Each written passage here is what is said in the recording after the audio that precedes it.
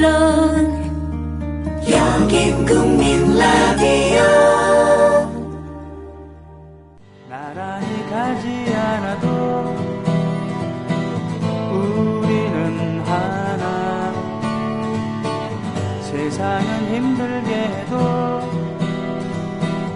우리는 조합원.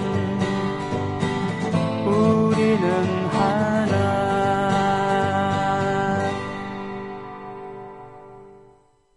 부동산 시장이 꿈틀대는 등 심리 호전이 나타나고 있습니다. 빚내서 집 사라, 보험 들으라, 펀드 들으라, 이런 기사들이 난무합니다. 그렇게 해서 살림살이 좀 나아지셨습니까? 선대인 경제연구소는 일반 가게의 경제생활에 도움이 되는 정확하고 정직한 경제정보를 전합니다. 험난한 한국 경제의 앞길을 밝혀드립니다. 2015년 경제전망 보고서와 금융상품 지도 등 푸짐한 혜택을 드리는 새해 보고서 회원 가입 이벤트를 잘 활용해 주세요. 21일까지이고요. 자세한 사항은 홈페이지 참고, 문의 전화 070-7584-2050.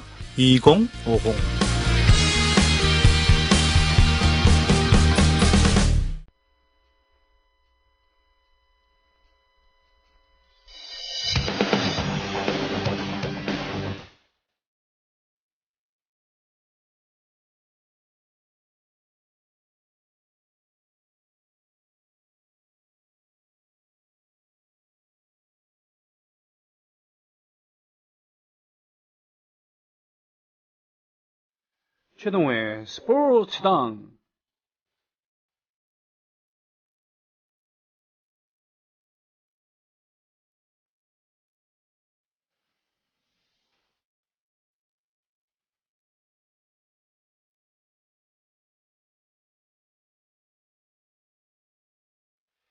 겨울에 운동이 부족해요. 그죠? 네, 그리고 겨울에 추운 겨울이나 또는 한여름에 몸 약하신 분들, 장기 투병하시는 분들, 또 어르신들 많이들 돌아가시죠.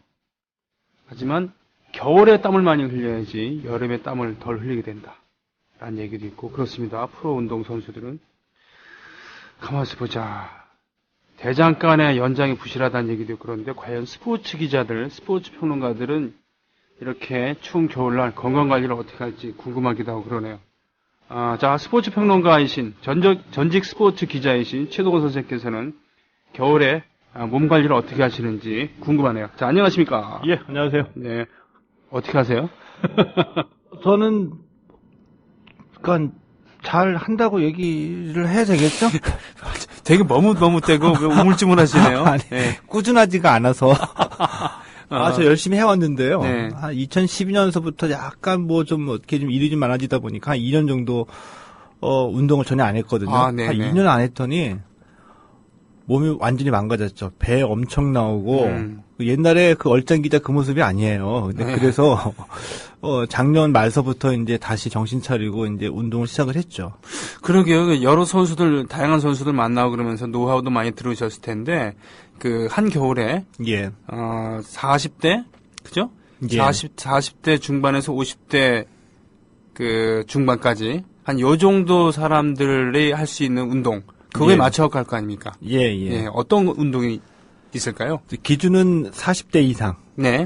저도 느끼는데 옛날 생각하고 막 하면은 부상의 위험이 높습니다. 네네. 때문에 40대 이상 중에서는 운동을 꾸준히 젊었을 때부터 해오셨던 분들은 네네.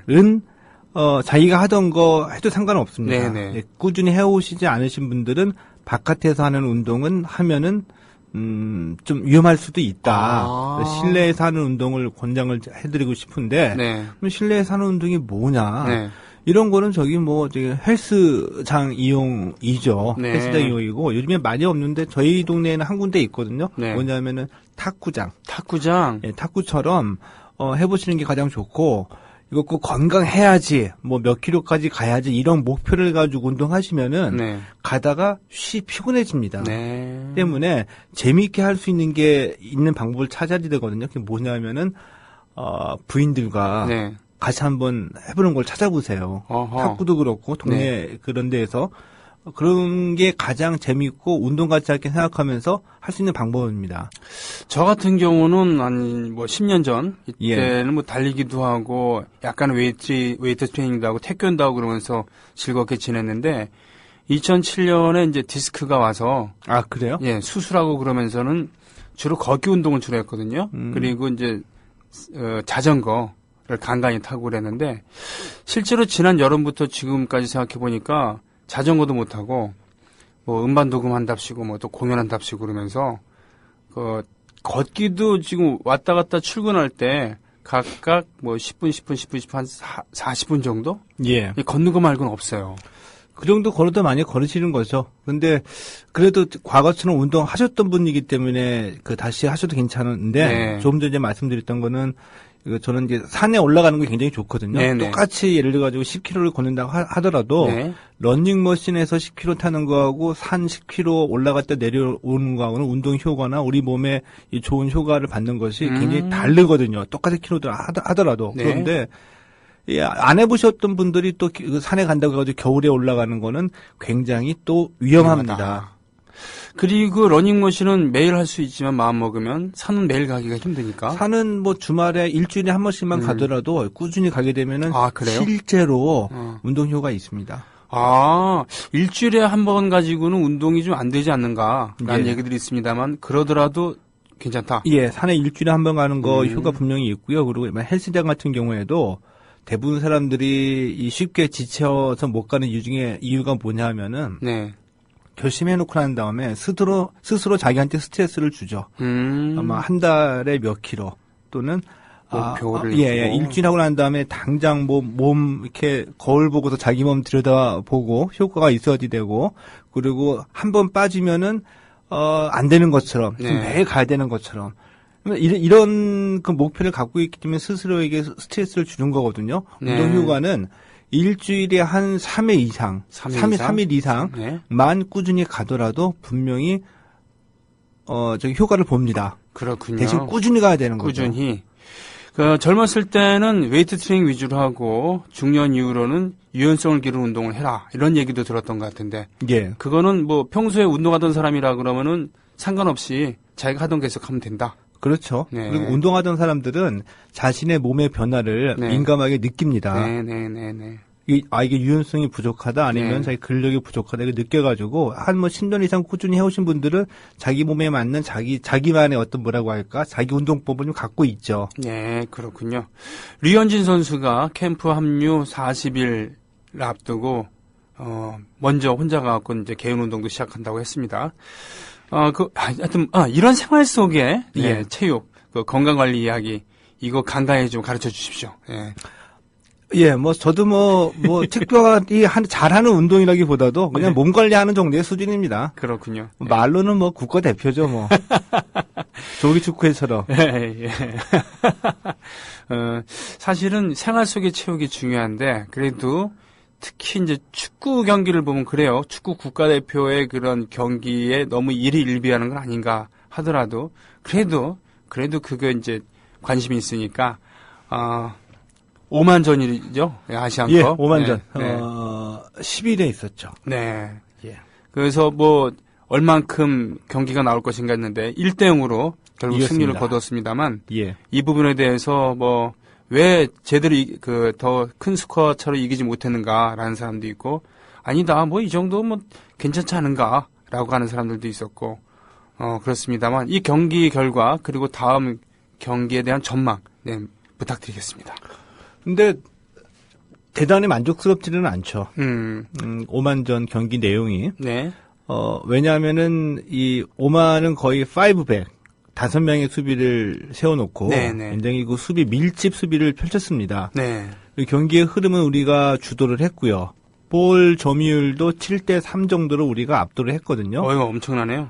그래서 정상적이었다고 한다면은 최소한 2대0, 그리고 3대0까지 갔어야지 잘한다. 그래서 강팀이다라고 인정할 수 있는 경기 내용이 있었거든요. 네. 그런데 1대0이었다 이거죠. 그런데 또 하나 재밌는 게 1대0으로 우리가 이겼는데 이 후반의 인저리 타임. 네. 그러니까 경기 끝나기 직전에 이 코너킥에서 우리가 결정적인 위기, 이제 크로스바를 맞는 그런 위기가 있었었는데 이거를 골키퍼 김진우 선수가 선방을 했거든요. 네. 근데 만약에 골키퍼 김진우 선수의 선방이 없어서 1대1 무승부로 끝났다라고 했을 경우에 네. 똑같은 경기 내용이잖아요.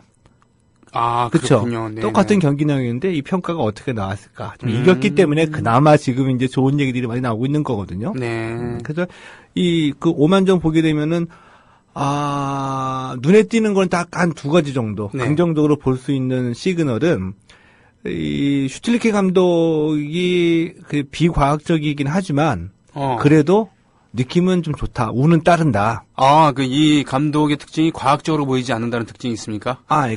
그 감독이 비과학적이다는 얘기가 아니라 네네. 제가 얘기하는 내용의 근거가 비과학적이긴 하지만 예. 운은 따르는 감독이다. 네. 왜? 슈틸리케가 선택한 선수들이 계속 어쨌거나 골을 뽑아내고 있다는 얘기죠. 아, 예. 그러니까 사우디와의 평가전에서 이정엽 선수. 네. 그러니까 뭐 김신욱도 아니고 이동국도 아니고 박주영도 아니고 모두들 깜짝 놀라게 만들었던 이정엽 선수를 뽑아서 출전시켰는데 사우디전에서 골을 뽑아냈거든요. 네. 그래서 조영철을 또 오만전에서는 이 원톱으로 내세웠어요. 그러게요. 네. 이것도 이제 슈틸리케의 선택이죠. 네. 근데 조영철 선수가 또 골을 넣었다는 거죠. 네. 그리고 골키퍼는 아직까지 우리 정성용 선수는 조금 이제 그 나이가 들었다고 치더라고 한다면 넘버 2였던 김순규 선수가 있거든요. 네, 네. 근데 김순규 선수도 아니고 골키퍼의 김진현 선수를 또 선택했단 말입니다. 사실은 골키퍼라는 그런 그 포지션 예. 함부로 바꾸기가 가장 쉽지 어려운 않죠. 그런. 예. 좋아요. 예, 말 나온 김에 골키퍼는 그냥 대강 공만 잘 잡으면 되는 거 아닌가라고 생각할 수도 있는데 왜 골키퍼라는 포지션이 쉽게 바꿀 수 없는 그런 포지션인가? 그리고 또 아주 노장 선수들도 김병지 선수도 아직 현역이 있는 만큼 40대 중반인데 예. 이것이 어떻게 가능한 일인가? 이런 부분에 대해서 좀 설명을 좀 부탁드려요. 김병기 선수처럼 이 가능한 부분 골키퍼는 의외로 그러니까 운동량이 적잖아요. 네네. 적기 때문에 김병기 선수처럼 전 세계적으로 보더라도 40대 이후까지 활약하는 선수들이 의외로 많이 있습니다. 이제 자기 관리의 결과이긴 하지만 좀 신경 써서 제대로 자기 관리를 하는 선수들은 골키퍼의 선수 생명이 굉장히 긴 편이다. 전 세계적으로 봤을 때도 네. 그렇고. 왜 이 골키퍼를 쉽게 바꾸기 어렵냐면은 단 한 번의 실수가 골이잖아요. 네. 그러니까 안정감이 첫 번째라 이거죠. 안정감. 예, 그래서 화려한 테크닉이나 어떤 뭐 화려한 기술을 선보이는 것보다는 우선 안정적으로 실수하지 않는 선수를 대부분의 감독들이 좋아합니다. 네. 이러다 보니까 신뢰감을 받은 선수들은 계속 가기 마련이죠. 그래서 그 선수가 거의 이제 은퇴 직전 물러날 때쯤에서 골키퍼는 대부분 세대 교체를 하게 되는 거죠. 그래도 감독의 그런 성향에 따라서 예. 골키퍼가 바뀌기도 하는데, 골키퍼들이 경기할 때 보면 막 소리 지르면서 손짓하면서 예. 선수들 왔다 갔다 배치하고 막 그러잖아요. 예. 이것은 골키퍼의 고유 권한인 건가요? 고유 권한, 소리치고 이러는 것들이 고유 권한으로 지정되지는 않았지만, 네네. 골키퍼 개개인의 성향이라고 봐도 되겠죠. 그러니까 그 얘기는 뭐냐면, 주로 이제 소리치고 이러는 것들은, 이 프리킥, 세트피스 장면에서 네. 수비 위치를 정해주는 거거든요. 골키퍼가 예. 정해주고, 그리고 예를 들어가지고 한번 우리가 가정을 해보죠. 네. 한 20m 전방에서, 프리킥 위기다라고 네네. 할 때 벽을 쌓잖아요. 네네. 그럴 때 상대방 키커하고 공이 그 벽에 가려가지고 골키퍼가 안 보이는 경우가 많이 있어요. 네. 그러니까 안 보이게 되면은 공이 갑자기 나타나잖아요. 저기 네네네. 골문 안으로 가까이 와가지고 그렇죠. 굉장히 네. 위기잖아요. 네네. 이렇기 때문에 그런 상황까지 다 가정해가지고 우리 팀 선수들하고 다 골키퍼가 다 세워놓는 거죠.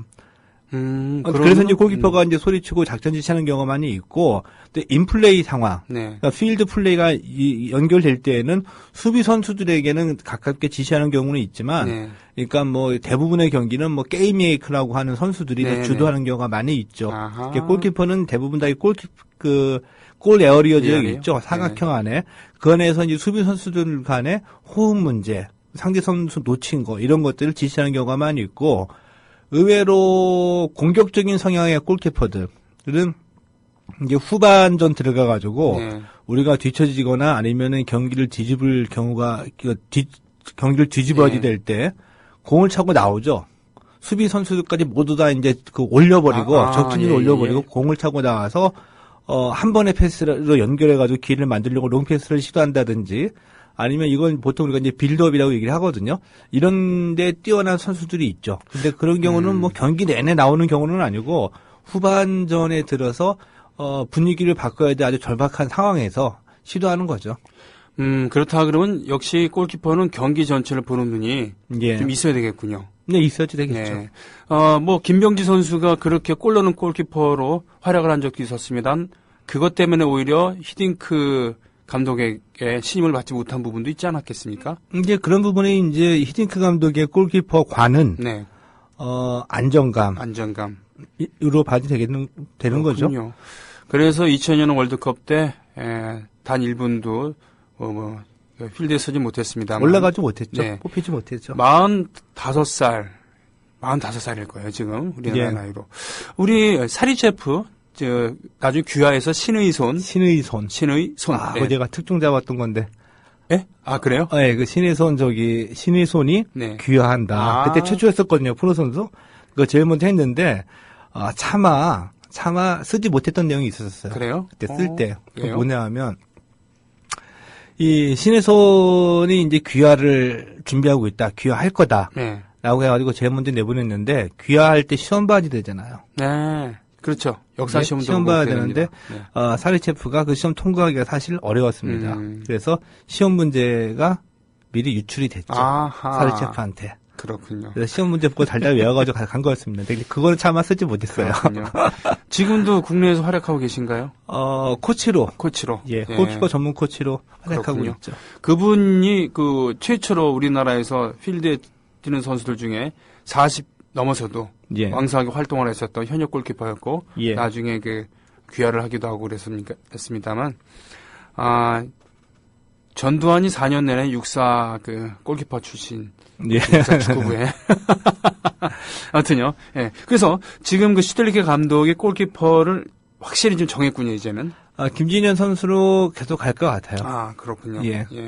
오히려 이제 그러니까 우리 지금 현 대표팀의 이 포지션 중에 가장 경쟁력 있는 포지션이 바로 골키퍼입니다. 왜냐하면 이제 골키퍼 3명이거든요. 아, 그래요? 그러니까 브라질 체제까지의 주전이었던 정승용 선수. 네네. 그리고 그 당시 후보였던 김순규. 그리고 이제 김지현 선수가 올라온 것인데, 이 정승용 선수 조금 이제 부진하다 그런 우려가 있었지만, 최근 들어서는 좋은 모습 보여주고 있어요. 김순규 선수도 마찬가지고, 이 3명 누구를 내세워도, 크게 뒤떨어지지 않는 가운데, 이 오만전 첫 경기에서 김진현 선수가 낙점을 받았는데, 인상적인 선방 펼쳐지면서 계속 갈 것 같죠. 브라질 월드컵에서 골키퍼 포지션이 좀 아쉬웠다라고 얘기하시는 분이 많이 계셨잖아요. 많이 아쉬웠어요. 그런데 우리가 2000년 이전까지에 많이 지적됐던 것 중에 하나가 골키퍼였었어요. 그러니까 골키퍼가 제일 약하다. 그러니까 우리는 굉장히 좋은 선수로 봤던 예를 들면은 그 이전에 이인영이나 이런 세대들의 이제 멕시코 월드컵부터 시작해가지고 쭉 평가 나온 거 보면은 항상 골키퍼가 약하다고 그랬었거든요. 그래서 왜 약하냐? 그러니까 그 당시에는 골키퍼 전문 코치도 없었다 이거죠. 그 대표팀의 코치를 보면 우리 골키퍼 코치 한 명이 반드시 들어가거든요. 그 이후로. 그때는 골키퍼 전문 코치도 없었다는 겁니다. 골키퍼만을 위한 제대로 된 교육 과정이 있었던 것도 아니었었고. 솔직히 저도 어렸을 때는 골키퍼는 그냥 못하는 선수들? 야, 너 골키퍼나 해. 그래, 특히 키 크고 그런 애한테. 너 골키퍼나 해. 그리고 골키퍼 코치가 있다는 사실도 몰랐어요. 그러면서 2000년 이후에 이제 골키퍼 포지션의 국제 경쟁력에서 우리가 이만큼 처지고 골키퍼가 굉장히 특화되고 전문화된 분야구나. 선수들 간의 의사소통이 굉장히 중요하구나. 이런 것들을 깨닫게 되면서 결정적으로 신혜손 영입을 했고요. 신혜손이 국가대표 코치를 했었거든요. 골키퍼 코칭 스쿨을 많이 했습니다. 근데 그러면서 골키퍼 교육에 대한 눈을 띄게 되면서 우리가 이제 골키퍼가 현재는 좀 굉장히 강화가 됐죠. 이런 좀 과정이 있었었죠. 그렇군요. 사실은 그렇군요. 우리 대한민국 축구는 일본에 비하면은 전통적으로 뛰어난 스트라이커는 있었다. 그러나 미드필더는 좀 약한 편이고, 일본 미드필더는 강한데 결정적인 대형 스트라이커가 좀 없었다. 이런 그것이 역시 양국의 스타일 차이가 아닌가라는 거였습니다만 골키퍼, 그리고 이훈재 골키퍼, 김병지 골키퍼 이렇게 회자될 수 있는 골키퍼를 갖게 된 것. 그렇게 오래되지 않았어요.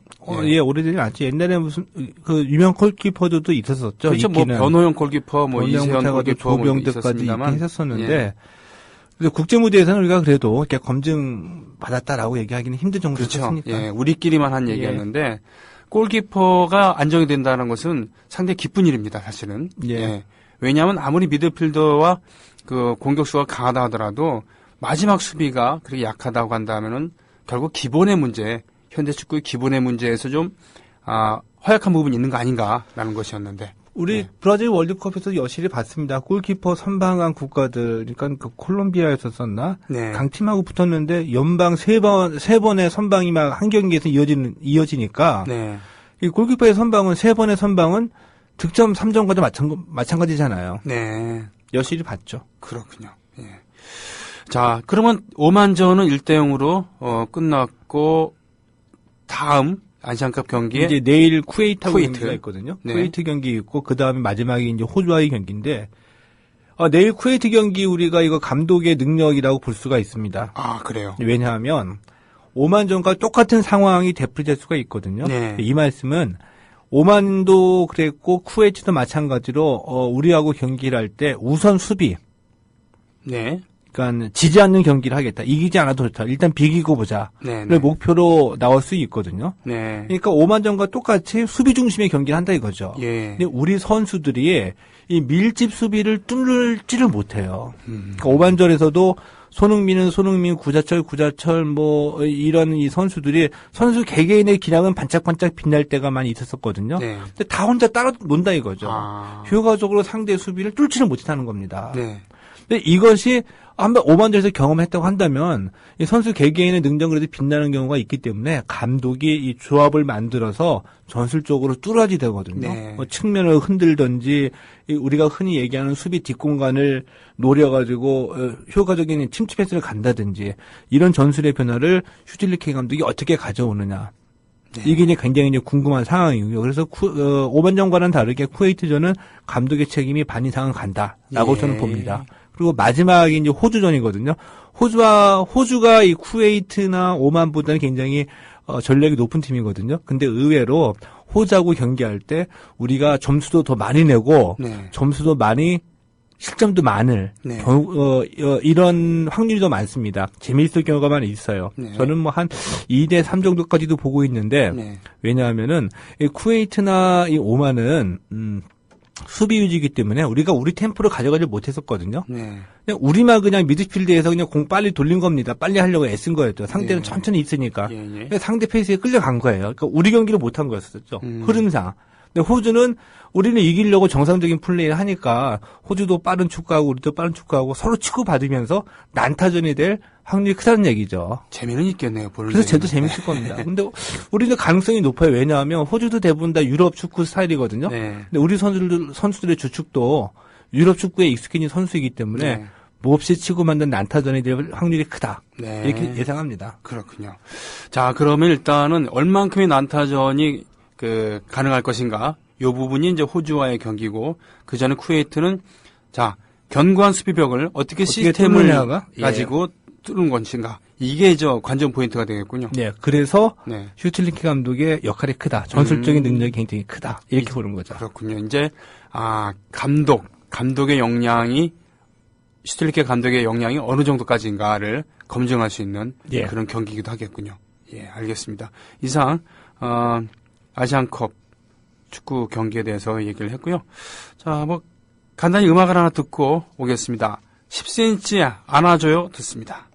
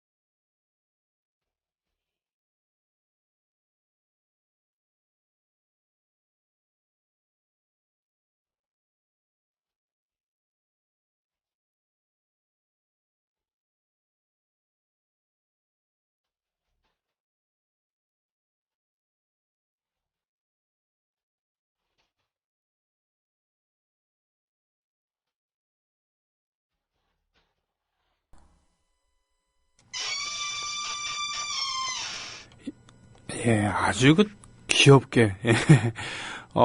비틀즈 있죠? 비틀즈가 팝 역사상, 락 역사상 가장 이쁘게 타락한 락밴드다라는 그런, 평도 있습니다. 뭐냐면은, 이런 이런 성적인 메시지를 귀엽게 이렇게 표현을 했다.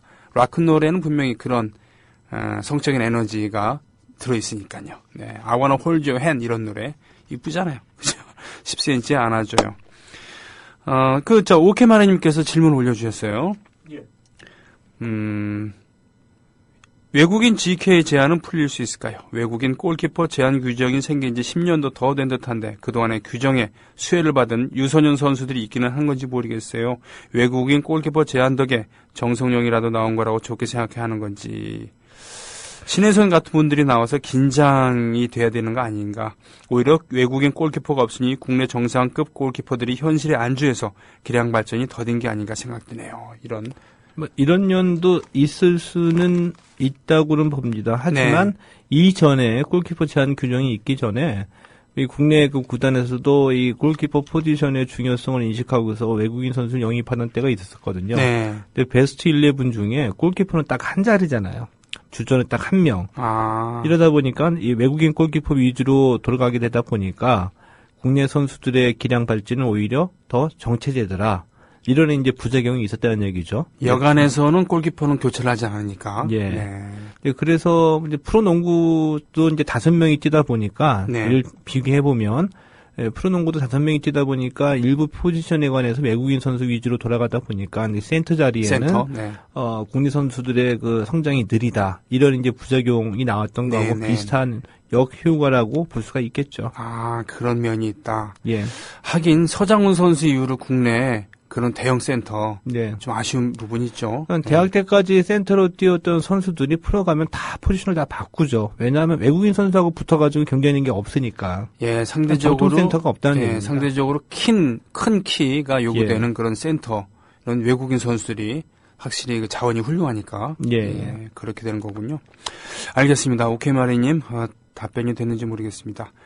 스포츠당 80년대 위대한 복서 장정구 선수 얘기를 하다가 지난주에 말았어요. 그죠? 예. 네, 짱구라고 불렸었던 어렸을 때 아주 거친 동네에서 크면서 몸으로 싸움꾼의 그런 것을 익히고 본능적으로 익혔다. 본능적으로 익히고 그리고 그 에너지를 권투 도장에서 유감없이 발휘하면서 결국은 세계 챔피언에 올랐었던. 네. 예. 그래서 제가 보기에 이제 운명 같은 만남을 딱 3번 했다. 3번. 장정구는. 네. 첫 번째 운명 같은 그 만남이 누구였었냐면은 역설적인 면입니다. 장홍민이라는 선수였습니다. 장홍민. 네. 예. 그래서 그 충무동 로타리에 있는 극동체육관 가가지고 이제 권투를 시작해서. 부산에. 네. 예. 전국체육대회 부산시 예선에 처음에 고등부로 나갔는데. 네. 뽀록이 났잖아요. 장정구는 국민학교만 졸업하고, 초등학교만 졸업하고 중학교에 가지 않았는데. 그래서 16살 나이에, 좋아. 그럼 내가 일반부로 한번 출전을 해보지. 네. 출전을 나갔다는 겁니다. 그런데 이 전국체전 부산시 예선에서 계속 우승을 했는데도 나가질 못해요, 본선에. 왜?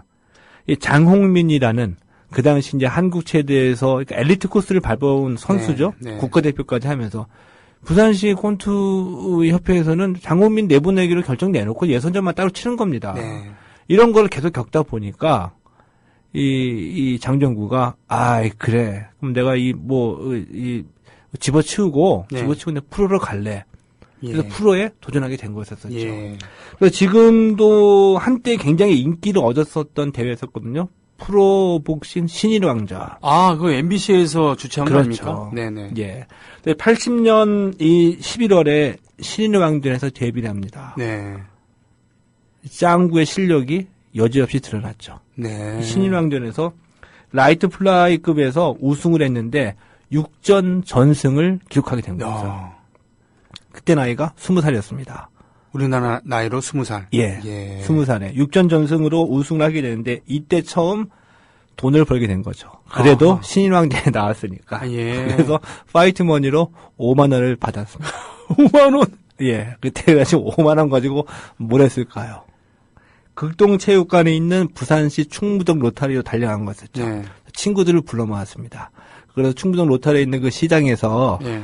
튀김 있죠. 네. 튀김하고 오뎅 이런 거를 반주로 해서 소주 한 잔 친구들과 질펀하게 와. 마신 거죠. 이게 신일왕전의 스토리입니다. 그래서 82년에 불과 2년 뒤죠. 네. 불과 2년 뒤에 이제 82년에 라이트 플라이급에서 세계 타이틀 매치가 성사돼가지고 뛰게 되거든요. 그러면 그 2년 2년 동안에 만입니다. 예. 신인왕전을 끝내고 그 후에 착실하게 경기를 가져서 예. 경력이 쌓였다는 얘기군요. 그랬을 수도 있고요. 네. 그렇다고 볼 수도 있고 또 한 명의 운명적인 만남을 하게 된다는 거죠. 아, 예. 그러게요. 그게 뭐냐면 이제 프로 데뷔를 해가지고 네. 이제 준비를 운동도 하고 하는데 그 당시에 유명했던 소매치기 세계 챔피언 김성준이라고 했었잖아요. 미남. 예. 네. 이 김성준이 타이틀을 빼앗겼습니다. 네. 그래서 재기하기 위해서 운동을 다시 시작했어요. 그래서 나름 그 역사와 전통이 있고 그 자기가 아는 인맥으로 인해 가지고 부산에 내려와 가지고 이 극동체육관에서 연습을 하게 된 겁니다. 아, 김성준이 전 세계 타이틀 보유자인데 네. 운동하니까 운동 타고 난 다음에 이제 몸 만들고 난 다음에 스파링을 해야지 되잖아요. 예, 예. 그러니까 이제 만만한 선수, 야 짱구야 너 스파링 파트너 좀 한번 해줘라. 예. 올라간 거였었죠. 네. 근데 이 자리에 누가 있었냐면은 아마 권투 좋아하셨던 분들은 아마 알 수도 있는데 80년대 우리나라에서 세계 타이틀 매치 하게 되면은 네. 시작하기 전에 세레머니를 하잖아요. 네. 세레머니를 하는데 그중에 세레머니 할 때마다 선수들에게 이 격려도 해주고 꽃다발도 주는 여자가 한 명 있었어요. 중년의 여성. 예. 이 여성은 한국 프로복싱의 뭐 대모라고 해도 틀린 말은 아닙니다. 네. 그러니까 88 프로모션의 창립한 분이죠. 네. 심영자라는 분이었었는데 네. 이 프로복싱의 데모였었어요. 자신이 이 프로모터 역할도 하면서 선수들을 키워가지고 뭐 장정구도 그랬고 그 후에 문성길도 그랬고 뭐 수많은 선수들을 직접 길러낸 분입니다. 아, 그렇습니까? 심영자라고. 심영자. 예. 네네. 그래서 이 심영자라는 분을 장정구 선수 자기 어머니라고 얘기를 하거든요. 이분과 부산 극동체육관에서 처음 만나게 된 겁니다. 근데 이분을 그때 스파링 파트너로 올라갈 때 직접 만난 건 아니고 이분의 이제 오빠가 네. 서울에서 김성준을 데리고 야 극동체육관 가서 한번 해보자. 보자. 내려와서 스파링 파트너로 올라갔는데 그 경기를 보고서 그 오빠가 그분한테 가가지고 야 짱구라고 있는데 물건인 것 같다. 아, 장정구란 이름 석사를 알려준 거죠. 그랬군요. 예. 그러면서 그야말로 학벌도 없고 또 중앙 무대에서 활동하지도 않은 예. 그런 소년이 예. 그 일약 엘리트 코스, 그러니까 그 뭐라 그러니까 세계 챔피언을 향하게 되는 예. 그런 길로 가게 되는 거군요. 예. 네. 그래서 그런 운명적인 만남이 있고 난 뒤에 이 82년 9월 11일에 이 WBC 라이트 플라이급 세계 타이틀 매치가 성사가 된 거였었죠. 네. 이제 장정구가 서울로 올라왔죠. 근데 뭐 돈이 있습니까? 뭐 아는 사람이 있습니까? 뭐가 있습니까? 먹고 잘 데도 없잖아요. 네. 심영자 여사가 야 우리 집이 와서 준비해. 네. 그 우리 집은 어디냐면 워커힐 아파트. 예. 워커힐 아파트는 심영자 여사의 집에 가가지고 숙식을 하면서 좋은 집이네. 예 9월 11일 타이틀 매치를 향해서 죽자 살자 준비를 한 예. 것이죠. 그런데 운명의 신은 그대로 행운을 던져주지는 않았습니다. 그러니까 로드웍을 많이 하잖아요. 로드웍이라는 것은 이제 달리기. 네네. 이제 숙소가 이 워커힐이었으니까 이 장정구가 우리 군자동인가요? 워커힐에서 이제 그 어린이대공원 있죠. 예. 거기까지 이제 로드웍을 하는 겁니다. 네네. 그래서 이제 로드웍을 뛰고 난 다음에 그 어린이대공원에 있는 잔디밭에서 이제 스트레칭을 하는데 네네. 9월 11일이니까 이 한여름에 8월달, 7월달에 연습을 하는 거잖아요. 네. 근데 그 로드웍을 아스팔트 길을 한여름에 계속 뛰니까 발바닥이 덥잖아요. 네. 그래서 이제 그 어린이대공원 잔디밭에 가서는 이 스트레칭을 할 때는 신발을 벗고 맨발로 했대요. 네. 맨발을 했는데 어느 날 갑자기 악 소리를 지르고 쓰러진 거죠. 병원 가서 보니까 그 깨진 콜라병 한 손톱만한 예. 크기가 이제 발바닥에 네. 박혀버린 겁니다. 아이고 세상에. 그래서 제일 먼저 전화를 했죠. 네. 어디다가 WBC에다가 네. 이런 일 있으니까 좀 연기 좀 해달라. 오케이 연기인데 일주일밖에 안 된다. 일주일 연기된 겁니다. 네. 그러니까 경기는 뭐 뛸 수밖에 없잖아요. 네. 그래서 이 병원에 가서 진단을 해보니 최소한 3주는 운동하면 안 된다. 덧난다. 라고 했는데 이 아미돈 그런 정글의 세계에서 이 본능적으로 싸움을 일으켰던 장정구가 뭐 이 유리바닥에 그 유리에 발바닥 찍혔다고 안 하겠습니까? 세계 타이틀 매치인데. 여의동에서 저 패권을 다퉈야 되는데 예, 야, 나 예. 저기 발바닥에 하나 박혔으니까 그쵸. 우리 결투를 그렇게 안 되죠. 3주 미루자. 이 가와 안 살죠. 네. 그래가지고 다시 로드웍이랑 다시 운동을 다시 하는데 이게 화를 자초한 겁니다. 이 발바닥을 정상적으로 딛고 뛰면은 이게 아프니까 네. 뒤꿈치를 들고 발 앞부분으로만 계속 뛰었다 그래요. 네. 그거 조금만 해보시면 느끼는데 그 장단지가 엄청나게 당기면서 근육이 파열될 수도 있거든요. 그렇죠. 네. 이 상태로 가지고 오히려 더 악화가 됐대요. 네. 근데 경기는 날짜 잡혔으니 안 할 수는 없고 경기는 뛰었죠. 네. 이때 상대가 누구였었냐면은 파나마의 일라리오 사파타 선수였었거든요. 사파타. 예. 네. 1대2로 패했습니다. 네. 좌절 한번 겪은 거죠. 그렇군요. 근데 1대2로 패했는데 대목께서 네. 다 경기를 다 지켜보고 과정도 다 지켜봤잖아요. 네. 뭐 숙소에서 애들 다 생활하는 것도 네. 지켜보고 패고 난 뒤에 장정구를 다시 불렀습니다. 야, 여기서 물러설 수는 없다. 다시 한번 해보자. 가능성을 읽었군요. 내가 다시 할게. 네. 넌 운동만 해. 네. 해가지고 날짜를 이 사파타와 똑같이 해가지고 다시 날짜를 잡은 겁니다. 예. 83년 3월 26일로 이 사파타하고 다시 타이틀 매치를 성사시킨 거죠. 반년 정도 네, 예, 있다가. 근데 이거는 네. 쉽지 않은 일이거든요. 그래요. 그러니까 이 심여사가 얼마나 영향력이 있었는지 돈도 있었고 이거를 알게 된 거였었죠. 네. 그래서 83년 3월 26일에 다시 이제 이 타이틀 매치가 잡혀가지고 준비를 하게 되는데 이 장정구의 훗날의 인터뷰 내용입니다. 보통 권투 선수들은 자기가 진 경기를 안 본대요.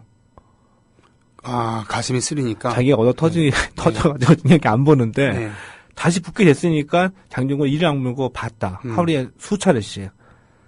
그러니까 그 경기 있기까지 계속 봤으니까 한 수십 번 본 거겠죠. 네. 자기가 진 경기. 네. 그래서 이걸 보니까 이 사파타의 조그만 습관까지도 다 파악이 되더라고요. 예. 그래서 아주 큰 전략 하나 생긴 게 뭐냐면 보니까 이 사파타는 절대 맞받아치지 않았다는 얘기입니다. 그러니까 상대가 펀치를 뻗을 때 네. 맞고 내미는 게 아니라 펀치가 날라오면 한번 피하고 난 뒤에 주먹을 뻗었다는 거죠. 네네네. 이게 가장 크게 눈에 들어오더라. 그래서 장정구는 첫 번째 날리는 원펀치는 때리려고 하는 게 아니라 견제형이 있었었고 한 번 날리고 두 번째 어퍼컷으로 결정타를 노렸다는 겁니다. 그렇군요. 예. 근데 아주 근사하게 이게 들어맞았죠. 예. 그래서 두 번째 도전 83년 3월 26일 재도전에서 3라운드에 TKO 우승을 거두면서 세계 챔피언에 오르게 된 겁니다. 엄청나네요. 예. 그 경량급에서 예. 그것도 3회전에서 예. 그렇게 상태로 몰아간다는 것은 쉬운 게 아닌데. 예. 근데 어떻게 보면은 이 사파타하고 붙었던 첫 번째 세계 타이틀 매치에서의 패배가 네. 장정구에게는 이 싸움꾼 장정구에게는 처음 있었던 패배일 수도 있겠죠. 네. 근데 훗날 이렇게 얘기를 합니다. 이 첫 번째 도전에서 이겼더라면은 15차 방어전까지 못 갔을 겁니다. 네. 늘 상대를 쉽게 보고 주먹구구식으로 했었을 테니까요. 그렇군요. 그래서 역시 이런 아픔, 실패에서 배웠다. 이것도 싸움꾼의 본능이겠죠. 네. 정말 약이 되었겠군요. 예. 지금 사진을 보니까 심영자 여사 고희연. 사진 올라오는군요. 예, 2011년 6월 23일. 조반 여러분 대단하십니다, 진짜. 여기 마이크를 들고 장정구, 예. 오른쪽에 장정구 유명우 선수까지 보이네요. 예. 다른 분들은 제가 얼굴을 잘 모르겠는데. 예. 예. 그런 인연이, 이때까지 인연이 이어졌다는 얘기고. 그러니까 40대 초반의 나이에 심영자 씨가 장정구를 이렇게 발굴해서 성공시켰다는 얘기군요. 밑에 그렇죠. 이렇게 밀어준 거죠. 네. 스폰서 역할을 하면서. 네. 그런데 장정구가 이 겉으로 보기에는 굉장히 거친 느낌이죠. 그러게 말이에요. 파마드하고 곱슬에다가 예. 아주 그냥 눈 도끼 있고. 띠뚱이 외모와 다르게 몹시 예민한 성격의 소유자였습니다. 몹시. 네. 그래가지고 이제 보통 이 타이틀 매치 준비를 하려고 하면 권투 선수들은 뭐 1년 365일 운동을 하는 것이 아니라 네. 이 타이틀 매치 끝나게 되면 좀 쉬거든요. 네. 쉬고 난 다음에 다시 이제 경기 일정이 잡히면 보통은 한 2달 정도, 길게 잡으면 3달 전서부터 다시 운동에 들어가는 겁니다. 체중도 빼고요. 당연히. 예. 네. 첫 번째가 이제 체중을 빼는 거잖아요. 네. 준비에 들어갈 때 몸을 먼저 만들어야 되니까 네. 예를 들면은 이제 로드워크를 하는데 첫 번째 일주일은 4kg, 그 다음 네. 일주일은 뭐 6kg, 그 다음에 8kg 이렇게 늘려가기 시작을 하고 네. 이렇게 해가지고 이제 몸이 만들어지면 이제 스파링에 들어가는 거거든요. 네. 근데 가장 고통스러운 거는 그거죠. 역시 체중 감량. 그래서 장정구가 한 얘기가 그 야쿠르트 병 하나가 65g이라 그래요. 네. 근데 65g짜리 야쿠르트 하나 먹고 재면은 65g이 그대로 늘어난다. 그렇기 때문에 물 한 모금도 예정된 짜여진 식당대로만 자기가 가지 예정된 대로만 가지 더 물 한 모금도 더 마시는 거는 없다. 이렇게 얘기를 하는데 어느 정도였었냐면은 이제 장정구 같은 경우에 본인이 짠 그 식단은 몸 만들기에 들어가게 되면은 일단 새벽에 일어나서 로드워크를 합니다. 네. 로드워크 하고 난 뒤에 아침을 먹죠. 아침은 뱀탕. 뱀탕에 사과 한쪽. 예. 이 아침입니다. 그리고 이제 다시 잡니다. 새벽에 일어났으니까. 네. 자고 일어나가지고 점심을 먹는데 점심은 샌드위치 1개하고 주스 1잔. 네. 그리고 2시에 운동을 시작해가지고 6시 반에 끝나는데 저녁은 아주 간단하게. 그리고 자는 겁니다. 네. 이 정도 먹고 운동을 계속 하게 되는 거죠. 예. 그래서 어떤 때는 너무 배가 고파가지고 냉장고물을 열어봤대요. 네. 거의 1.5리터짜리 주스가 있었다는 네. 겁니다. 그래서 입술만 축이자. 네. 딱 갖다 댔는데 이걸 어떻게 설명해야 되나? 갖다 댔는데 순간적으로 내가 먹고 있구나. 네. 순간적으로 생각이 들어가지고 손을 딱 뗐대요. 네. 딱 떼고 보니까 한 번에 다 들이켰다는 겁니다. 이게 뭐냐면은 어떤 그 하도 배가 고프니까 본능적으로 입을 벌리고 들이마시는데 이성으로 순간 캐치를 해가지고 딱 이성으로 그만뒀는데 딱 보니까 그 사이에 이 1.5리터짜리 다 완전 이게 진짜 그 유체이탈 아닙니까? 네, 이성과 그러게요. 본능이 딱 분리가 된 예. 이 정도로 힘든 생활이었던 거죠. 근데 그 굉장히 민감했다는 얘기는 뭐냐면은 자기는 그 몸 만들고 경기 준비할 때에 잘 자야 된다 이거예요. 예.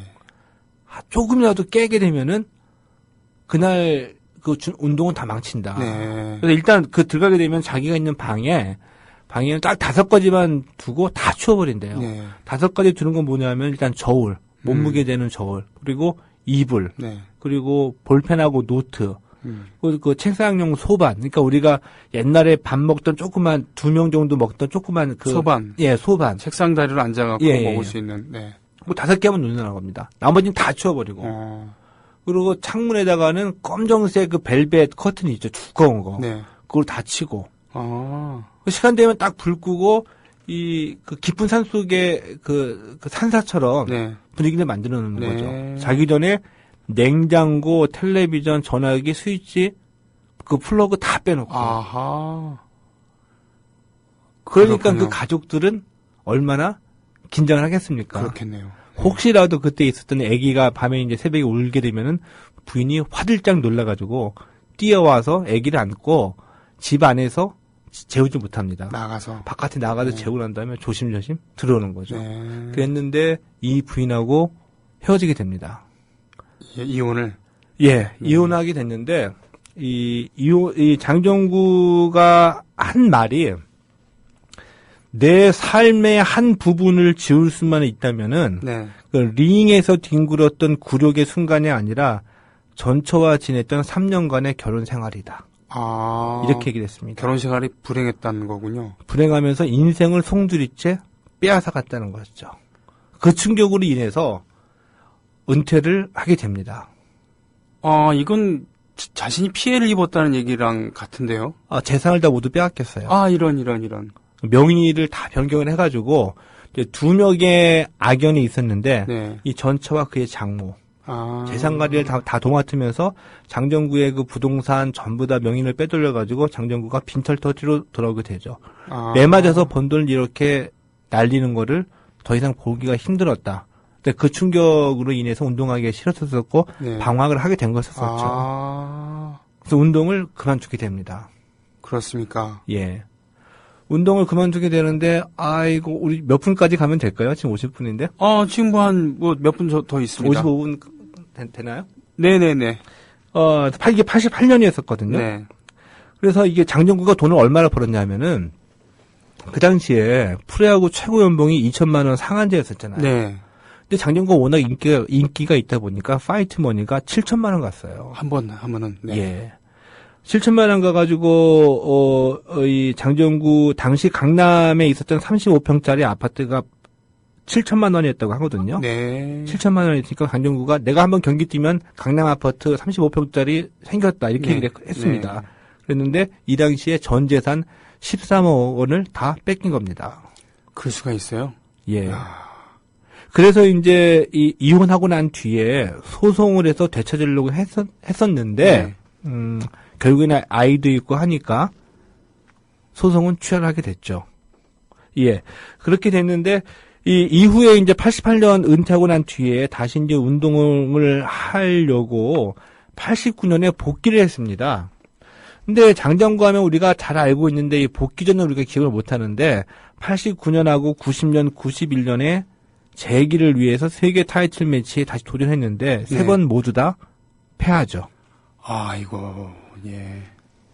그런데 30대가 돼갖고 그렇죠? 예. 네. 근데 얼마나 이게 좌절의 순간이었었냐 하면은 네. 이 은퇴 이후에 장정구가 얘기하기를 주변에 있던 사람의 90%가 나를 배신했습니다. 나를 이용하려고만 했습니다. 네. 그러니까 잘 나갈 때 수천만 원 빌려갔던 사람도 갚을 돈이 없다면서 만나주지도 않았습니다. 네. 그 인생의 어떤 뭐라고 할까요? 가장 그 깊은 늪에 빠졌고 실패의 경험에서 방황할 때였었잖아요. 네. 이때 운명의 또 인연을 만나죠. 세 번째 운명의 인연이었습니다. 예. 이 사람으로 인해서 장정구는 살아갈 수 있었었죠. 좋은 인연이군요. 예. 네. 누구냐면 현재의 부인입니다. 네네네. 89년에 현재의 부인하고 재혼했거든요. 네. 근데 장정구의 학력은 아시다시피 초등학교잖아요. 네네. 유명대학을 졸업한 여인이었습니다. 네. 집안에서 반대를 했대요. 네. 당연히 그럴 수도 있겠죠. 이 여인이 단식까지 했답니다.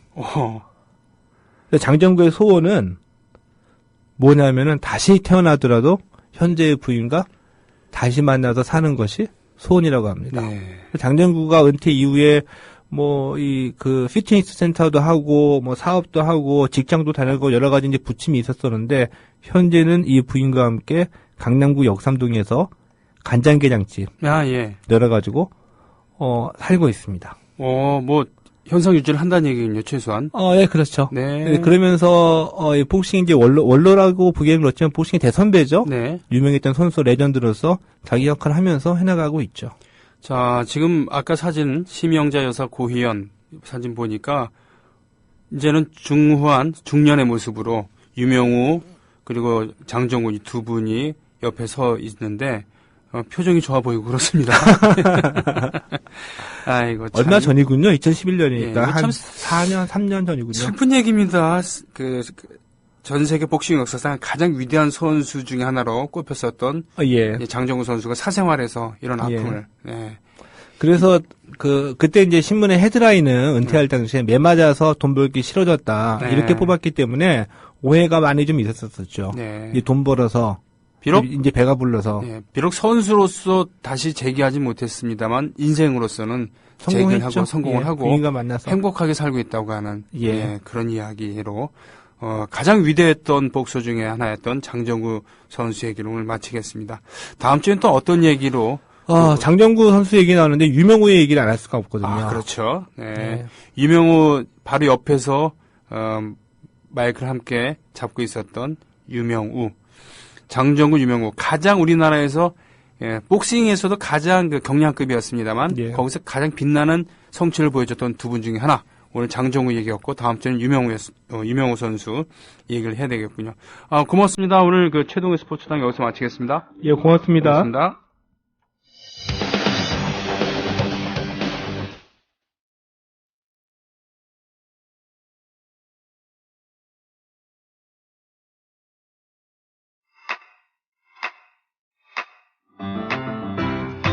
국민 라디오 지지하는 4가지 방법. 아시나요? 다운로드하기, 별점 주기, 댓글 달기, 구독하기. 국민 라디오를 보다 많은 이들에게 전할 수 있는 가장 손쉬운 방법. 다운로드하기, 별점 주기, 댓글 달기, 구독하기. 잊지 마세요. 다운로드하기, 별점 주기, 댓글 달기, 구독하기.